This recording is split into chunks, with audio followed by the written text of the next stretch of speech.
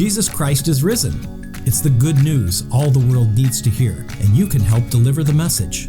The Lutheran Heritage Foundation is dedicated to translating and printing the good books of our Lutheran faith, so that all nations may know the love of Christ.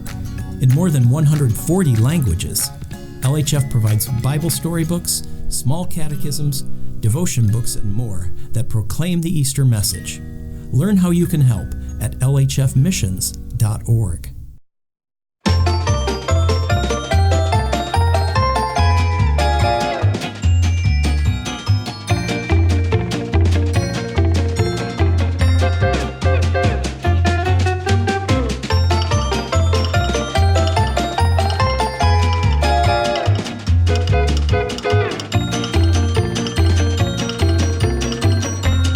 You're listening to the Lutheran Ladies Lounge podcast. I'm Sarah. I'm Erin. And I'm Rachel.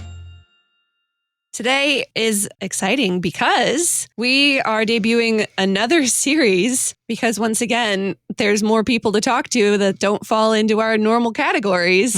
So today is our first episode in our Leading Ladies series on the podcast, which is super exciting. Rachel, how did this come about? Why are we even doing this? Well, so as you know, we have several interview series that we pull from. We started with our one question interview, which are the classic. Our interviews with subject matter experts on a hot topic we want to talk about. We have our conversations with creatives episodes where we talk with authors and artists and micro farmers, all sorts of interesting people. Super fun. I enjoyed that one. We have our mother-daughter series where we talk with a mother and a daughter at the same time. There might even be one. Oh, yeah. Kitchen table talks. We let the guys in the ordained guys in the lounge to help us answer theological tough questions. But there was a glaring hole in our interviewers series where we really wanted to focus on women who are in some sort of position of leadership or influence. Now, there's this sort of myth that we don't have women leaders in the LCMS because our church doesn't ordain women, and we are all on board with that theological stance. But that doesn't mean we don't have leading ladies. And so this series is intended to welcome on some of those women and allow them to share their stories and share their wisdom with us on what it means to be a leader in the church in various ways. So I will throw back to you, Sarah, to introduce our guests for this inaugural Leading Ladies interview series. Who do we have? Yes, today we have a fellow Lutheran lady joining us, Teresa Todd. She is the wife of Chaplain Gregory Todd, who is the Chief of Chaplains for the U.S. Navy. So, just a small little gig going on. No big deal. Thanks so much for joining us, Teresa. This is so fun. I am so happy to be here. This is fabulous. I'm so glad to be the inaugural person. Yes. Couldn't have happened to a nicer person. Yeah, we are super excited to talk to you today and just to learn about your story and what it's like to be the wife of the Chief of Chaplains for the U.S. Navy. That's must have some stories along with it that we'll get to. But first, what is your story? Who is Teresa Todd? Yes, I am a Lutheran lady. I grew up Lutheran in Oklahoma. I don't mind saying, I was born in 1958. So yeah. Excellent. Good year. The church was a big part of my life, Sunday school, vacation Bible school. I took piano. I learned how to play organ. Then I was an organist and drove to country churches and played and just loved doing that. Youth group. Yeah. Summer camp. I was an LWML rep for LWML and nice. Yeah. That was cool. There's so many places to start. I grew up and went to college and graduated and then met Greg at Luthahoma, the summer camp. Maybe some listeners have heard of Luthahoma. Yeah. They had a Labor Day weekend camp and he was there as a youth staffer for Board for Youth Staffers out of Synod. He was attending Concordia College in Portland and took a year off. And so I met him that weekend and I volunteered to help with the worship service. Interesting because he left that weekend. Monday, he drove away. I was like, all right, that's that. That's where my future is. No, I was like, that's not, I was like, that's Wow. where my future is. Uh-huh. It was kind of weird. It was kind of solid. And Huh? I mean, I don't know if he thought that or not, but so then I took more Oregon, went to college. I found out that I, needed to work better on my pedals and buy better shoes. Everybody knows that. It's a place at Oregon. Yeah. And we started dating, got married. I mean, yeah. And wait a second, though. no, How isn't he gone back to Portland, Oregon? he's in Portland. Oklahoma? Wait, How did I'm sorry. I missed a continue? step. Yeah. We got married and went to Concordia in Portland. Yes. Okay. Gotcha. Okay. Sorry. I didn't go there. Yeah. And on the way we went to Disneyland for our honeymoon. Okay. And yeah, that was good. And so when we were married and he decided to not be a DCE anymore. That's what he was going to be when I met him. And then after doing the restaffing program in Oklahoma, he decided he needed to be a pastor. Okay. So then he got back to Concordia and had to do all the Greek and Hebrew. Fun. So that was a little overwhelming and just married. And then after we were married a year and a half, I got pregnant. And so then we went to seminary and at St. Louis, and our first child was the day before STEM started for him. Okay. So, a little crazy. A little crazy. Yeah. Life change. And somehow we got through that. We kept looking around for the adult supervision and say, are they really letting us do this? Seminary with a baby. And then second year, he signed up to do the chaplain training. He was going to be in the reserves, which it was really good. It was very helpful for us financially, but because he had always wondered if this was a venue route he wanted to go down. And it was wonderful when we got to our first congregation in Southern Illinois, and they were just so supportive of him being a reservist, which means a lot when you've invested your time and, to be a chaplain, that the congregation was so supportive of us. They were wonderful. Can I ask a quick question on just timeline? When is this that he is thinking he's going to do chaplaincy in the reservist? It was the end of the second year. Was it the end of the second year? No. It was the end of the first year at seminary. And there were recruiters on campus. They came to, I think, a coffee hour, maybe. I can't remember exactly. And he came home and said, hey, I think I might want to try this out. Sure. Right? Yeah. No, sorry. I'm thinking like time, like year. What year is this? Oh, right. We entered, we got married in 1982. Okay. Okay. Yeah. Okay. So it's been a little while. Okay. Things have calmed down somewhat after Vietnam. Right. Yes. That was like a whole time in America. And that's a cool thing. So I was just curious, like where this fits in that into part our of the military timeline. history. Yeah. The 80s were a great time to join the military. Okay. He grew up seeing ships in Seattle, so he knew a little bit about ships. And his dad was in for a little while, so it was something that he had considered doing. And when God put it in front of him like that at the seminary, and it was easy to do, to take that time off in the summer to go to the training, and at that time it was in Rhode Island, like it is now. So he went forward with it, and it was an easy thing to do in St. Louis. Yeah. Then the call, to Southern Illinois. We were there for 6 years in 2 different parishes and had 5 daughters. So, okay. Yeah, we had, to our second church, we had the 3 daughters, and then I got pregnant with twins. So that was, okay. yeah, it was wonderful. But that congregation in Southern Illinois, in Jacob, Illinois, it's just fabulous. Oh. Two of you know the new pastor there. Yeah. Yeah. Yep. Lovely. Well, if you're going to have twins, you better do it in a supportive congregation because That's you need a tribe. Oh, Yeah. please.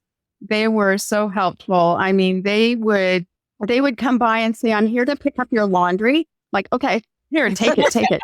And then when they brought it back, bring back a pie or a casserole along with it all neatly folded, Uh-huh. That's the best. And I would sit by myself in church on Sundays sometimes because they would all say, oh, we can take her. Aw. Oh, that's beautiful. What a blessing. It was wonderful. It really is. So we couldn't have done it, any of that early time on without that congregation. Very helpful. And we were there for 4 years. And Greg was drilling, and Kate Gerardo, and sometimes I think Paducah. And the tailor was like, you're not getting any younger. You want to go active duty. And that was something that was looming ahead of us for a couple years during that time that we were in Southern Illinois. And so, yeah, he was like, well, I'm going to put in my paperwork, but they'll never take me because, I might be too old or it's hard to do. They don't like to take reservists. And it was immediately. So then we had to make a decision. As God's timing Okay, generally works. okay. This will never happen. Right. It does. Right. Yes. So, and beyond that, how do we decide? Because we had the girls in the Lutheran school. We were in the middle of the United States, close to my family in Oklahoma. We weren't sure about going to either coast and being on a ship and leaving me with the 5 girls, and he was at sea. So there were many, many questions. And of course, we just prayed about it to try to figure out the best answer for us as a family and to say goodbye to a beautiful congregation. Yeah. Many hard things. Everything was a yes. It was like a double where there were no no's. We couldn't say no, It was so many things. The church, there was a Lutheran school right by the base there. And the first call was first duty station. Call. Okay, Rachel. I do it too. Don't worry. Yeah. Well, there's another part of that, right? And there's another story to that. But so was Coronado in San Diego. And I had no idea what Coronado was about. So I was just kind of like, okay. And you find out, you ask anybody in the Navy and they're like, lift up their jaw because they just, how did you get that, Bill? It was awesome. So we had to decide, that there was a Lutheran school right close by. They charged, I can't remember, maybe very little or free for the kids to go to school. And he was in a chapel, so he wouldn't be on a ship and leave us in the middle. He was always afraid he told me later, he was afraid of just, you get afraid of the world, people out there. Yeah. And in big cities, it's maybe more scary. But I think that was why he was not making the decision earlier. We'd have to be in a big city. And then in Southern Illinois, the flood of 93 happened that year. And so we're like, hey, God's got us wherever we are. It's kind of, there's scariness anywhere we go. Yeah. And so it was just one of those things. We couldn't say no to everything God had put in front of us. Yeah. So active duty in Coronado. Yeah. Coronado. That obviously didn't last forever. What came next? Well, he served in Coronado, and then he transferred over to a ship, so we didn't have to move. We were there for 4 years in Southern California, which was just glorious. I love living in Southern California. 1994 to 98, That was a good time to be in Southern California. And then the detailer said, okay, where was it? There weren't many options. It was like New York City. Okay. All right. New York City. Okay, here's the point. The Navy chaplains serve the Coast Guard and the Marines as well. Yes. So Greg would be the chaplain of Activities New York, Knoxville sector, New York. And so that was a scary idea, but we drove across the United States and lived on base on Staten Island and overlooked the lower harbor of New York and could see Coney Island across there and New Jersey to the south. It was just beautiful. We loved living there. Yeah, beautiful. Well, we got there in 98 and then we were there for 4 years. So that did cover September 11th, 2001. Yeah. And that was a hard time. We loved New York. Everybody asked me what was your favorite duty station. And I will tell them all 4 of them. And that's another part to the story. And it was the best and the worst, really. Yeah. Because we were able to go into Manhattan. Greg would, say a prayer for this and that. We were always dressing up. We got to go to Broadway shows. The girls lived on a base and it was great. They were in a Lutheran school on Staten Island. Wow. That it was just a good duty station. But the 9/11 did happen and it was difficult. Yeah. We were there for 4 years. When that morning, I'll just tell you a bit about it. Yeah, that morning, I was going to go across to Brooklyn and shop at a commissary over there. And my friend called and said, turn on the TV. And so, it was instant. And I said, we couldn't go anywhere. We couldn't leave the island. And I was like, oh my goodness, flying out of Newark to Boston that day. And my first thought was, well, what if it was a small plane? I had no idea if it was a small plane or not. So that was scary. And after a bit, we saw how tragic it was.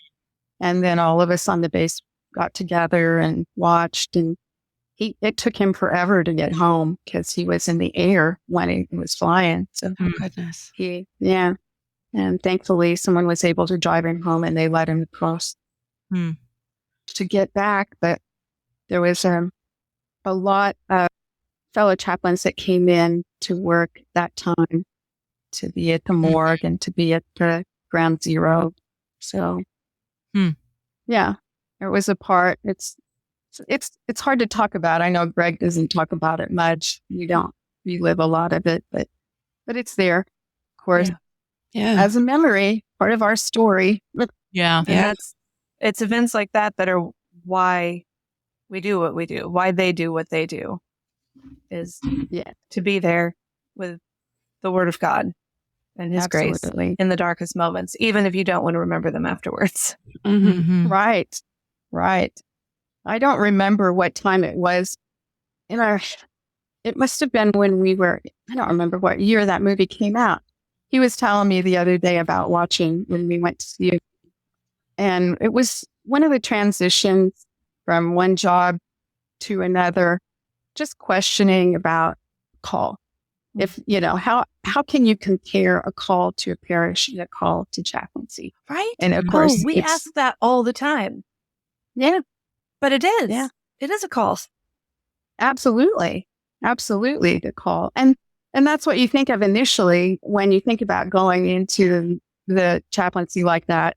It's still a call and, but then after you work at it for so long and you miss church or you relate it, or you go to a district convention and to see what's really happening in the church, or you go to your own church. We've always been, in a church, wherever we've gone, a Lutheran church, even if he was in a chapel. And we would figure out what it meant to be called to that place. Mhm. And the one time we went to see a movie, it was Crimson Tide. And this was a struggle, a little back and forth. And there was a part where the submarine is going to not come back up and the men are going to die. And you just kind of know that and everything. Mm-hmm. Yeah. And he got a little weepy. And I leaned over to her and I said, this is why you do what you do, Mm.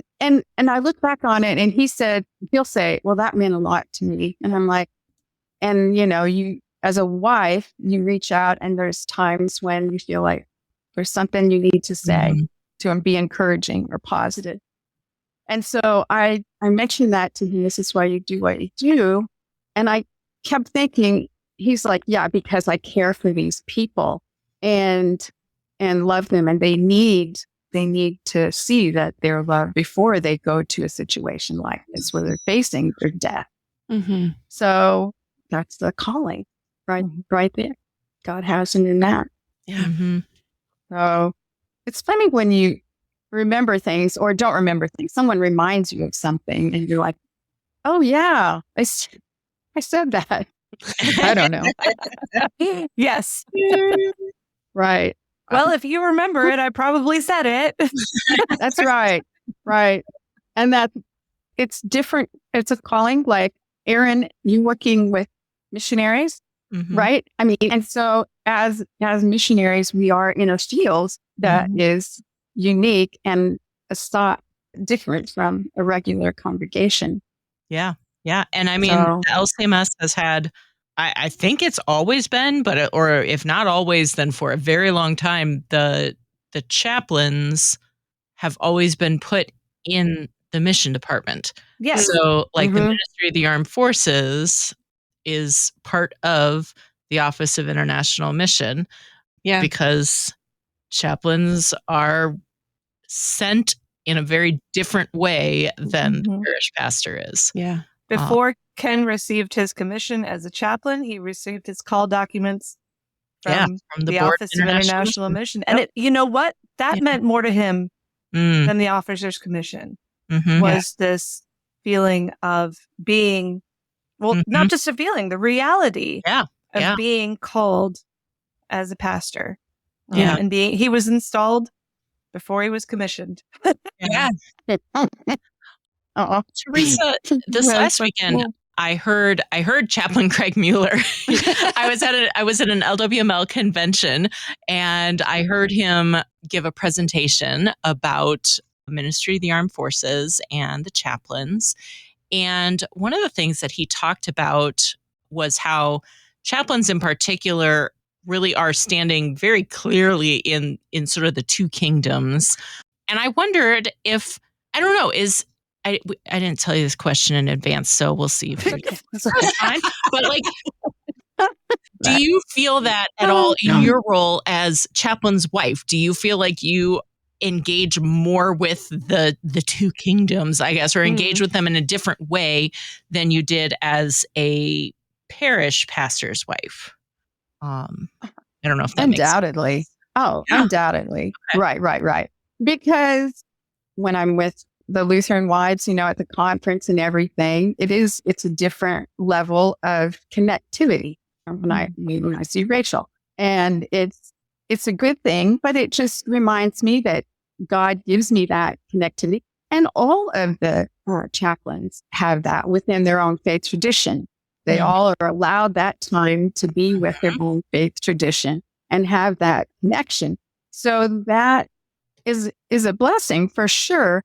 But then it also reminds us, like when we leave, it's like, okay, we do have this other, you can't say, they say general Protestant, and it's not generic. It's just that you reach out and you are there for all faith tradition. And so that is very much different as far as our faith traditions. The two kingdoms, in talking about, my life day to day, I don't I don't see it a lot. I have neighbors that I live by and everything. It just really, if I'm addressing a group of people and remember how to say things or not to say things. Yeah. Yeah. I haven't got called out on anything, I don't think, or to say something or not. But it just is a reminder that there are other opinions out there. And, but as a Lutheran, growing up as a Lutheran and a Christian, I just know that God loves everybody, and where they are in their life is between them and God. So that's how I try to deal with it. Yeah. And live it. Yeah. When you're in the parish, and Teresa, maybe you had this experience too, it's really easy to get into a church bubble.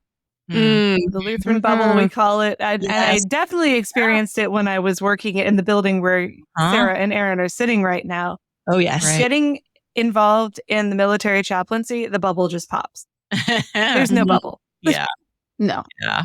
Right. That's so true. That is so true, Rachel. Yeah. Because you're really one of the only thing you have to deal with and try to make it not judgmental or anything. I mean, because we have ranks.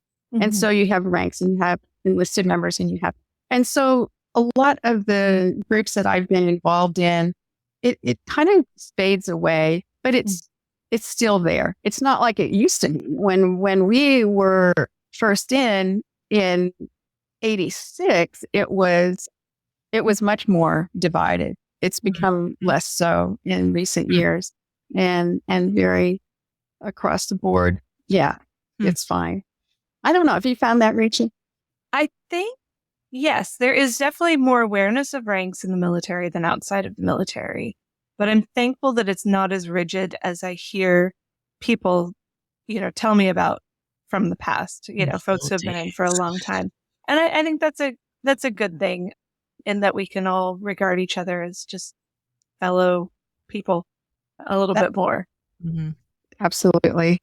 It's good. It is. It's good, especially when you're in a chapel setting or in a spouses group setting. That is about person to person and not wearing your husband's rank on your shoulder. Right. Yeah. Yes. I don't have a uniform. There's no insignia on my cardigan.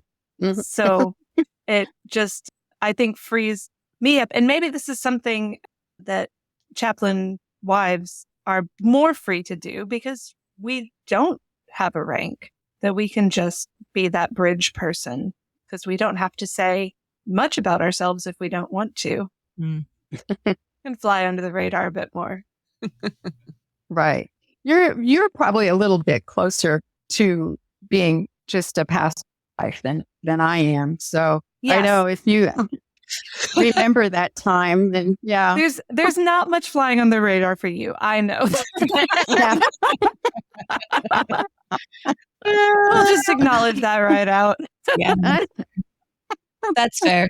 Well, and that makes me curious, what kinds of leadership opportunities have you had over the years now that you're in this space of not being able to fly under the radar so much anymore? What kinds of opportunities have you had to be in a leadership role or giving guidance or mentorship to other women or other people in general? Yeah, that was a good question. I don't feel myself in many leadership roles. I know that in different settings, I have spoke with people or have answered questions, and maybe it's one-on-one. So I've really been, if anyone's a leader, then someone's a follower. I'm a follower or I'm a supporter. I feel like I'm hard to support something. I like this one word Greg used, part of his doctorate. I can't remember the title of it. He researched leadership, and the favorite word that I learned out of that when he was talking things back and forth to me was paraclete. And it's such a great word. I love that word. And so when you look it up, and it means so many things, and officially, Holy Spirit and then Comforter, advocate, helper, intercessor, someone called to be an aid to somebody. But I love that image of just being alongside somebody and being supportful to them. So I don't always see myself as a leader, convincing people to follow me or change or work in that regard, but just that I can be along beside you, be of support. And well, I can testify that this brand of leadership is very effective. You all came up for the Navy chaplain birthday celebration to New England earlier this year, and I saw you there. Not only did you remember who I was, but you had some wonderful words of just encouragement for me at the time, shared with me part of your story, and I needed to hear it. You probably didn't know that I needed to hear it at that time, but just that kind conversation made a real difference in my outlook on life for a while afterwards. So I love that you say you don't have to be a leader to lead. I'm paraphrasing here. That being that paraclete is just as important and influential and makes a huge difference in people's lives. I pray that God could use me in maybe whatever situation, of course, he puts me in, support my husband. And I feel we were talking about called to support his call. So he reminds me that I said, what if I'm called to support you, That's my calling. That's my beautiful calling. So how do you do that? From as one chaplain wife to another, and I'm not very good at it most days. Let's be honest, play to our strengths. You could do better. You are a mom. You have beautiful children. Yes. Support your husband. You have a wonderful home life. If he's away, you provide him the stability to know that it's all good because you're there.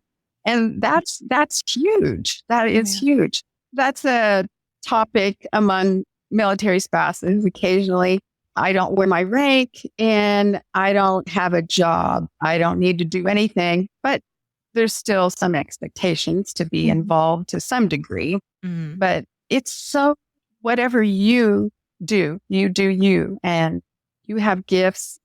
It's different for us as chaplain spouses because we have that part, that continuity, that solid rock within us, that when we have something go wrong in the military and it's hard and it's something that'll shake us, there's been a suicide way, something bad happens, or your family, you're away from your family and something bad happens to your family.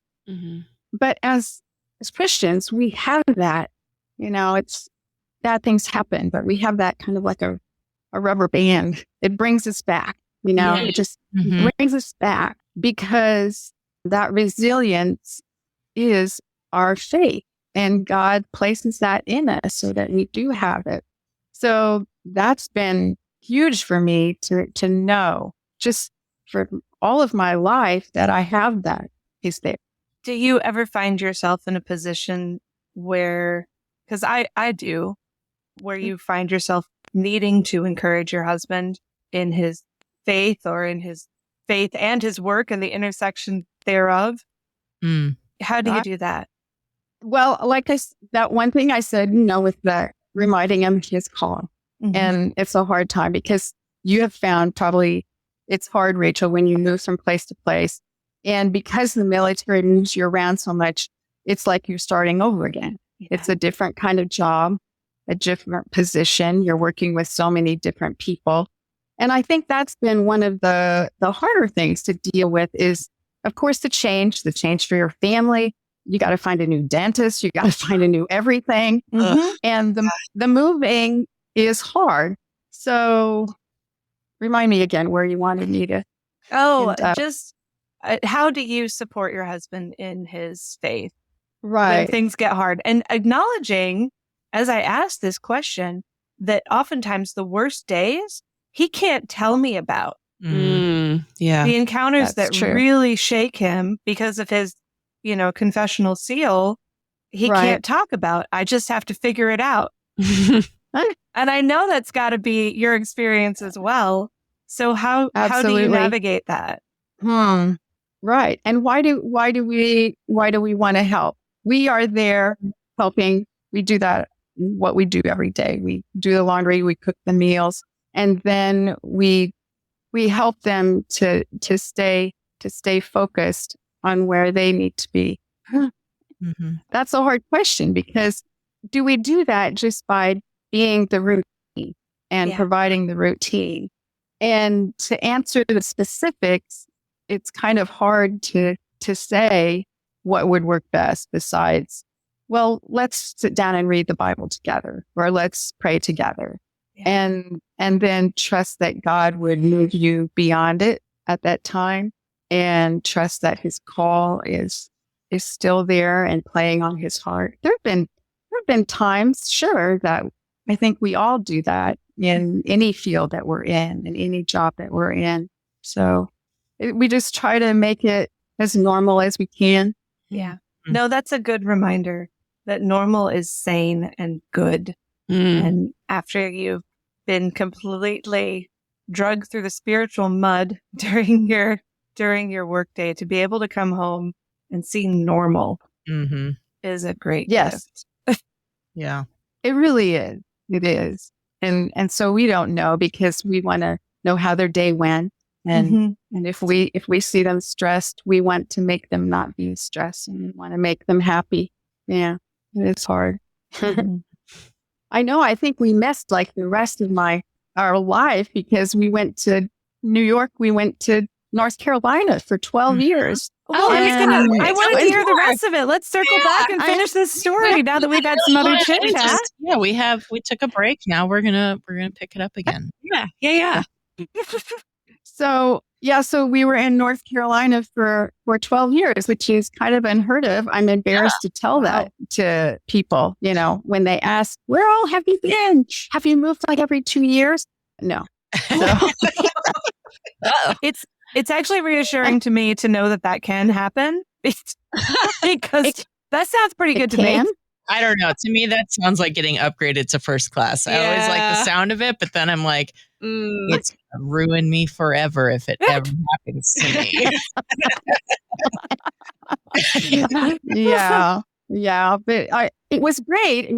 The timing was great. The girls got to high school and college all in one place. Oh, wow. And that was such a blessing. But when you try to, you said something about, couples that might be considering the chaplaincy. You can't just say that, because it doesn't always happen like that. No. It's kind of very unique. I met a fellow Navy spouse recently at our church, actually. And I said, "Oh, it's great to meet you. I'm glad you're here. Are you connected in the community? And how's things going?" And she goes, "Yeah, well, we just got here and we're PCSing in July." Oh my! So very soon. Whoa! Yeah, that can also happen apparently, and it's an Aconus. They're going overseas after just a few months in Connecticut. So pray for your military family. Yeah, that's a lot of Yes, it is. Wow, that's a hard one. I know. I've never lived overseas, so that's that'll be wonderful for them. I've heard so many good things about living outside of the United States. So you were in North Carolina for all those years, but that wasn't all years. Just one billet, was it? You had various adventures. It was five. Yeah, 5 different ones. Okay. Yeah. So he was with the second FSSG when we got there, and so now it's not that anymore. It's MLG, so it's all different. Oh, wait. Yeah, I think. Those names of ships.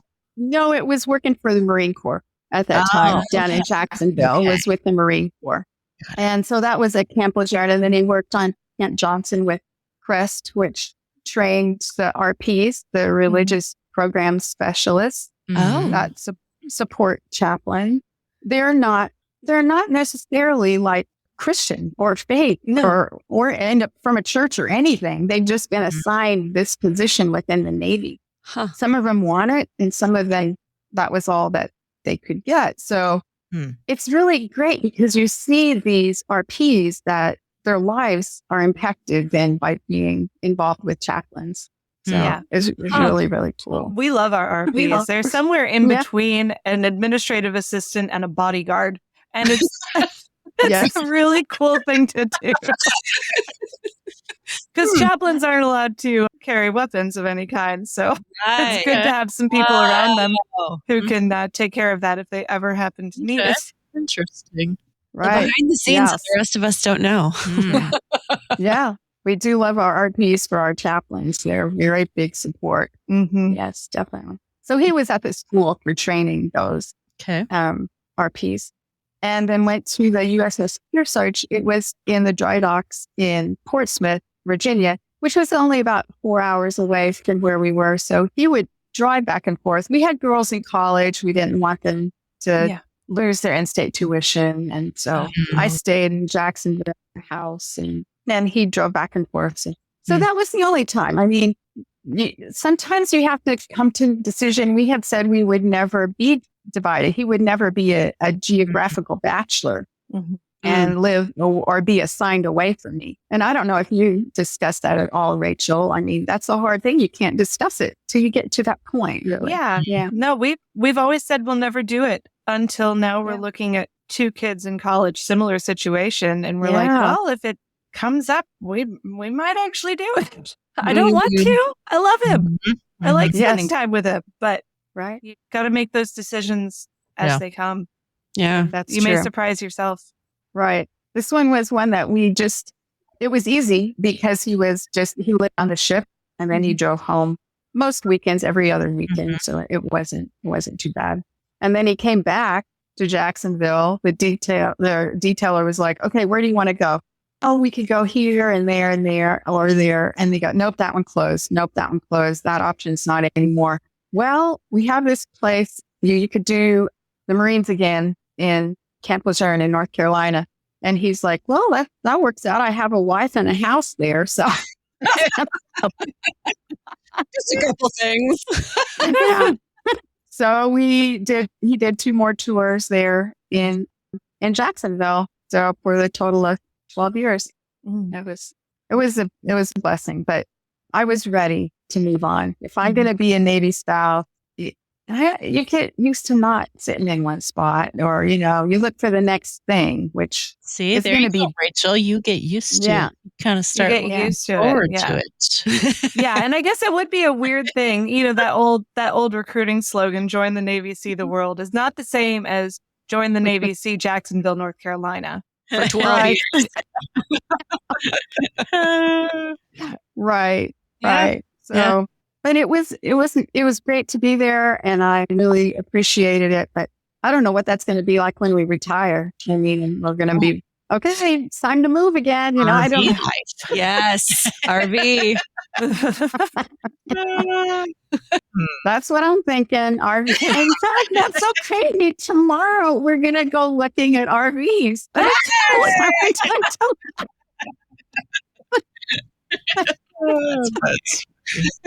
down at Camper World. So. Camper World. That is the most perfect name for a dealer I've ever heard. Yeah. Love it. Oh, and then he came up here, interviewed for the Chief of Chaplains for the Coast Guard. And then that's where we were next. And that was such a surprise, and that he got that. He was very honored because of the time that he had said that would be one of the jobs he would like to still do if it came up as a possibility, because time with the Coast Guard in New York and that during 9/11. Yeah. So he was given the interview, and he interviewed, and he got it. And then we were here in DC, which he always says, we avoided it until the very career. Never been here before. So, and now we will end up being here 12 years because he had the chaplain of the Coast Guard, and then the chaplain of the Marine Corps, and now chaplain of the Navy. Wow. So kind of crazy. No one's ever done that before. So that's pretty weird. Oh, no three. one's ever done all three? No. Really? I did not know that. Wow. Yeah. So that's. I mean, Wow. I know that Chaplain Todd is very well respected and beloved by all those who look up to him, but that's Are very there cool. any other chief of chaplain options out there that he could fill? Or is he has now done them all? Bingo card. Yeah. In 2 Very years, we are done. Done. Done and done. Yeah. Okay. No more. Okay. There's been a couple chaplains. One is the chaplain of the Senate now, and one is the chaplain of the House. But I don't think that's an option. I feel like that's a really different different. role than chief of chaplains. Yeah. Chief That of doesn't sound senators. quite as fun, actually. I know, it really doesn't. No. Or I mean, it is Right. it's a very different set of challenges, I think, that you would Yeah. face. Right. You had one question I wanted to talk about a little bit too. Yes, was please. if I said anything to a new chaplain spouse. Yes. And yeah, I wish I would have done better journaling. I wish I would have kept track of things better. And because my grandma did that, and I loved my grandma's little diaries. And it rained today. I'm like, okay, well, I have a little bit more to write down, I think, than it rained today. So, but I love reading hers, and I'm like, I want to look back, and I like remembering history. I like my personal history, family history. Really. Yeah. So that's one suggestion I would have for a chaplain spouse, and join a spouse group. If it's other chaplain spouses, if it's Marine spouses, if it's Coast Guard, Navy, whatever it is, neighborhood groups, you'll be, hopefully they'll have the opportunity to be in a Lutheran church. Some places were limited in Lutheran churches that they could attend, but it's important to be involved with other spouses that understand where you are. And I think that's true of all women in all places, that we like to connect with each other. Yes. Be close. Yeah. Just like the opportunity to do this, to share the Lutheran piece. Yeah. Which is awesome that you guys have created. This is my group of people I connect with. I have others, but these sisters keep me strong on a daily basis. Yeah. That's so wonderful. And when you don't have that, and you're just lonely or afraid, then it is hard to be a chaplain spouse. But when you reach out and have that connection, even if it's, I don't like to depend on social media for connection, but it's sometimes what we have to depend on.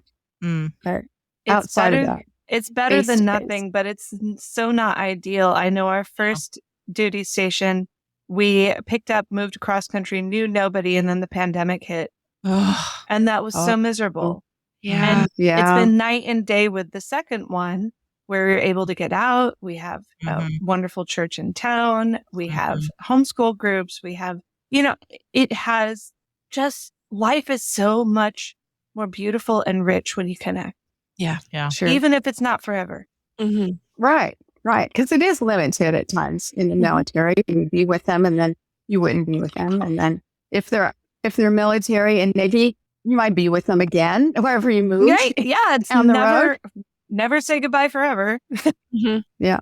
Right. I think that's important for us non-military spouse people to remember too, that just because a military family may be, I don't know if they would be in our church, but in our community or somewhere, even if they're only going to be there for a couple of years, it's worth it to make the effort to get to know them, to get to know their kids, even if you know it's going to be a short amount of time, because those connections are really, really important for them and for you too, to build that community. And then we have the blessing/curse of social media, that you can continue that even if you're not together after they move away. You're able to continue those connections, but to make the effort to get to know people. Thank you for that, Sarah. That's so true, that it is very important to reach out and make the connections. That congregation in Illinois, we were just there. We were just there for the 100% totality Oh, It felt yeah. like, it felt like we never left. Oh, But wow. then that was how many years ago? 30 years ago. So, Mhm. yeah. Yes. But it's so nice to have that. If you're in the military and you move around, you come back to what you feel is home. Or if you have this, I would, that you feel that connection. I get the opportunity to go back to Oklahoma and see my family. I'm going to go next week. So that's really nice. And that solid connection is important to everybody in the military. Yeah. Be connected where you are, stay grounded where you came from, and Right. hopefully not too many bad days. I know. We have people considering, I think, the chaplaincy, and it's really hard to make that commitment or that decision. And like we lived it. We didn't have a clear yes. There were just no no's. I don't know. Maybe you've talked about your experience before, Rachel, as far as becoming active duty. I don't remember where it was. It happened in an For elevator Ken. at the Lutheran Church Extension Fund, where I happened to be playing a chapel service, and Chaplain Steve Hocano was preaching. And we were going down in the elevator and got to know each other. And he asked, "What's your husband doing right now? Can I take him to lunch?" Very nice. And the rest is history. Yeah. And it is kind of beautiful and uncanny the way everything sort of happened and came together.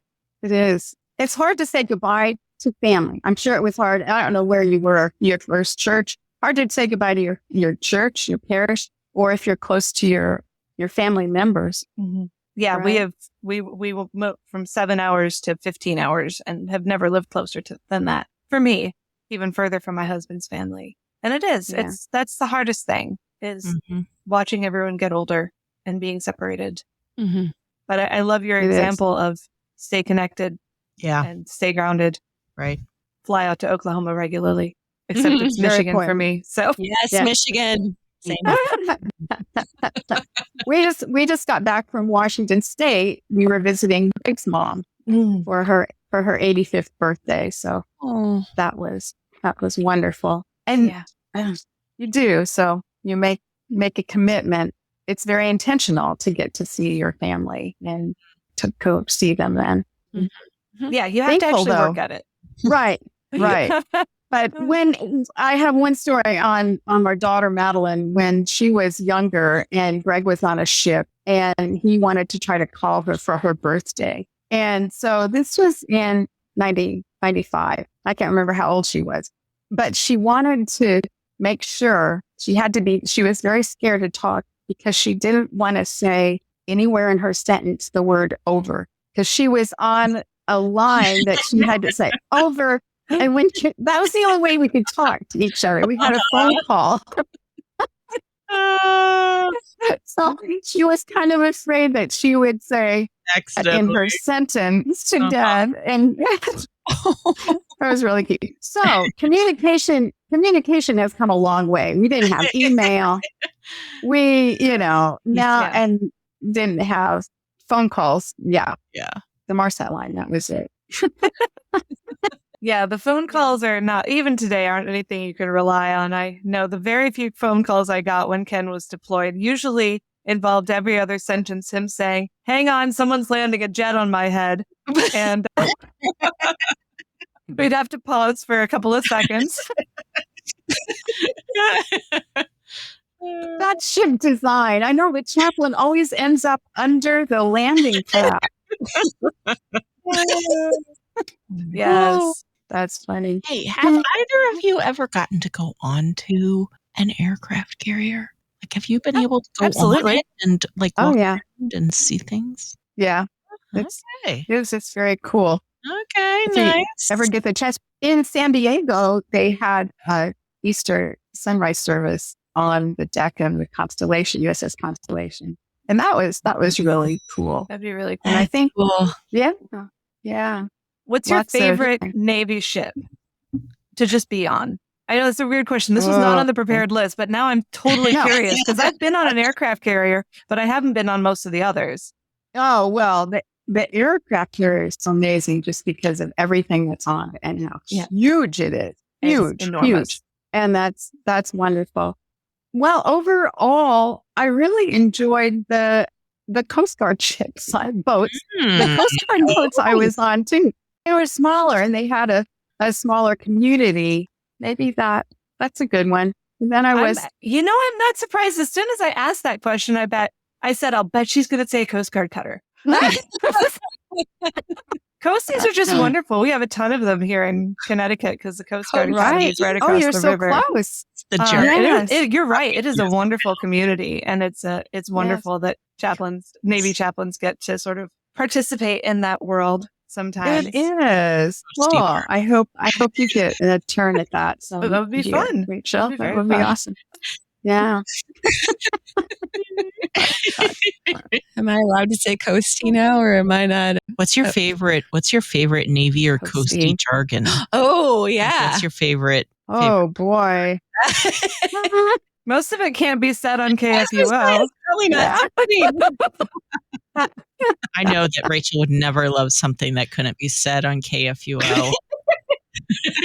Just kidding. Well, early on, and I want to hear Teresa's answer on this, but early on in my husband's Navy career, I heard all these little like slang words floating around, and I went up and looked up a list of Navy slang. Mm-hmm.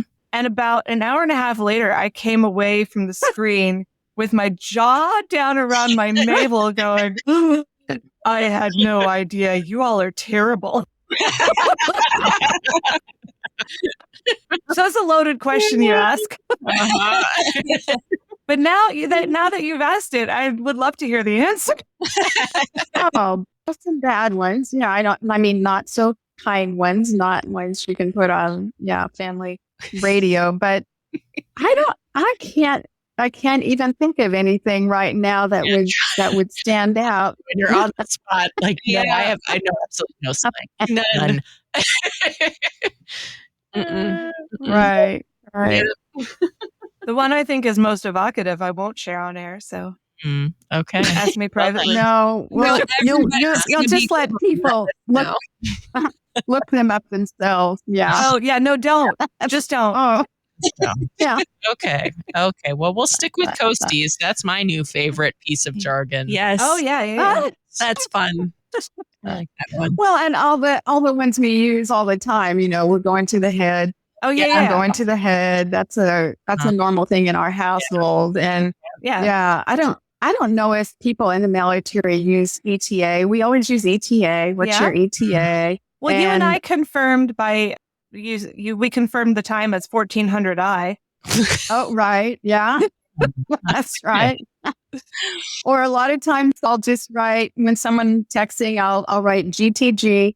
Okay. Good to go. Good to go. Yeah. Okay. Good to go. You can always tell a military person because they sign all their emails VR, which is very respectfully. Right.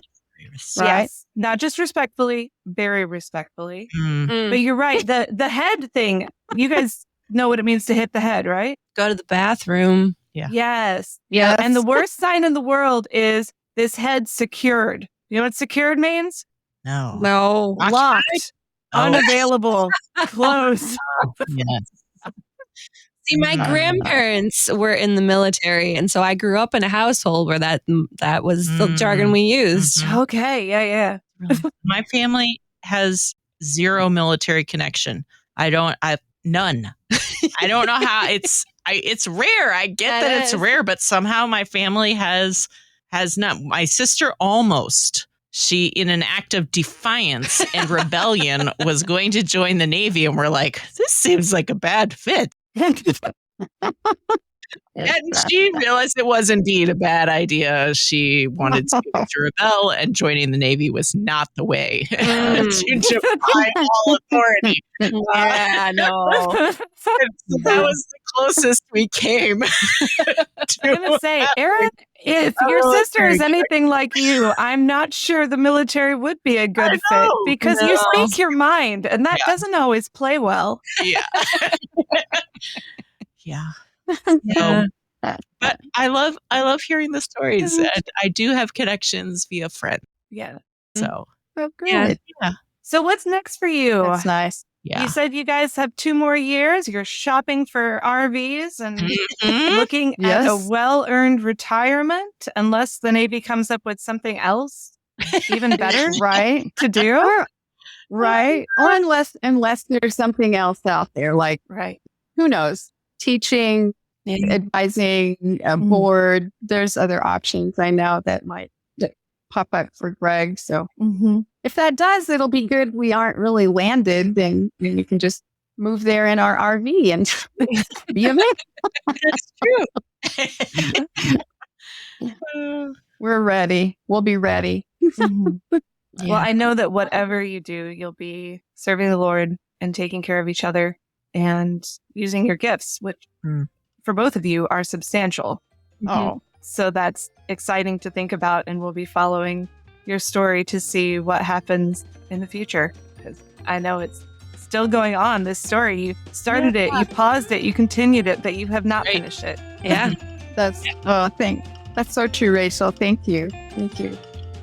Teresa, it's been Very really, blessed. really fun. This hour went so fast. I can't believe it's already been an hour. So it's been so fun to have you on and to hear your story and all your insights. So thank you so much for joining us today. To be here. Ladies, if you want to join the conversation about being a chaplain's wife, if your husband is considering being a chaplain, you can join our conversation in the Lutheran Ladies Lounge Facebook group and also on our Instagram page. We'll have a conversation, I'm sure, around this episode when it posts on both of those places. You can join us both of those places. You can find all of our episodes at kfuo.org/Lutheran Ladies Lounge or on your favorite podcasting app or on the KFUO radio app. You've been listening to the Lutheran Ladies Lounge podcast. I'm Sarah. I'm Erin. And I'm Rachel.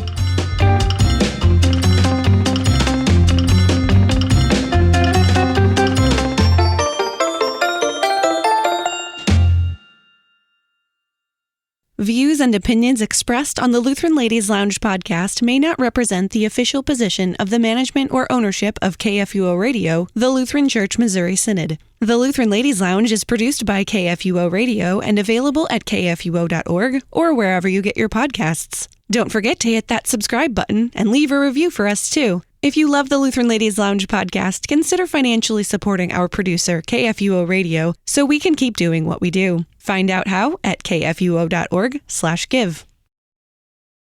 The Lutheran Ladies Lounge podcast is underwritten in part by Lutheran Heritage Foundation. LHF translates, publishes, distributes, and introduces books that are Bible-based, Christ-centered, and Reformation-driven. Learn more about their global ministry and how to support their projects at lhfmissions.org.